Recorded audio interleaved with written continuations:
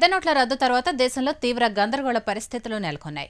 బ్యాంకులు, ఏటీఎంల ముందు చాంతాడంత క్యూలు కనిపిస్తున్నాయి. గత 20 రోజులుగా ఎక్కడ చూసినా ఇదే పరిస్థితి.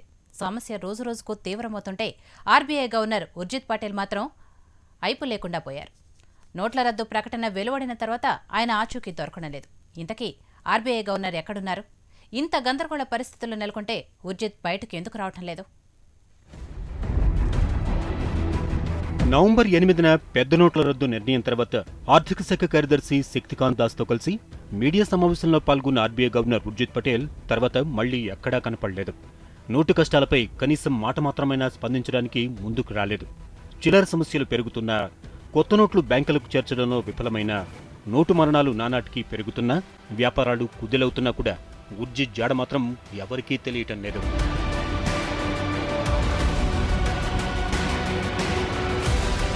ఉర్జిత్ పటేల్ కనిపించకుండా పోవడానికి మోదీ ఆగ్రహమే కారణమని తెలుస్తోంది. నోట్ల రద్దు అనంతరం తలెత్తే పరిస్థితులను సులువుగా నివారించవచ్చని ఉర్జిత్ సలహా ఇవ్వడంతోనే మోదీ 500, 1000 నోట్లను రద్దు చేశారని సమాచారం. 2 రోజుల వ్యవధిలోనే దేశంలోని 3 లక్షల ఏటీఎంలను రీకాలిబ్రేట్ చేయగలమని ఆర్బీఐ గవర్నర్ ఇచ్చిన హామీతోనే మోదీ నోట్ల రద్దు నిర్ణయాన్ని ప్రకటించారని జాతీయ వార్తా సంస్థల కథనం. కానీ 12 రోజులు దాటుతున్నా కూడా సమస్యలు ఎక్కువ అవుతున్నాయే తప్ప తగ్గటం లేదు. అందుకే ఉర్జిత్ పటేల్పై ప్రధాని కోపంగా ఉన్నారని ఆ కథనాల సారాంశం. నిజానికి ఏ ఒక్క ఏటీఎంలోనైనా నగదు నింపడానికి అరగంట నుంచి 30 గంట సమయం పడుతుంది.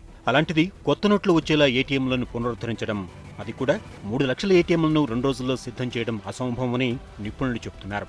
మరి బ్యాంకింగ్ రంగానికే బాసైన ఉర్జిత్ ఇలాంటి తప్పుడు సలహాలను ప్రభుత్వానికి ఎలా ఇచ్చారు?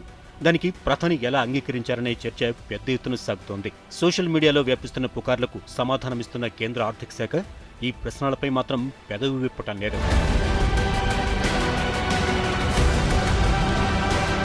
అయితే నోట్ల రద్దు పాపాన్ని తుడుచుకునేందుకే ఎన్డీఏ సర్కార్ ఉర్జిత్ను బలిపశువు చేసేందుకు సిద్ధమవుతున్నట్లు కూడా జాతీయ వార్తా సంస్థలు తెలిపాయి. మోదీ ఆగ్రహించినందుకు కలిగారో లేక తప్పు చేశారనే పశ్చాత్తాపంలో ఉన్నారో కానీ ఆర్బీఐ గవర్నర్ మాత్రం బయట కనపడటం లేదు.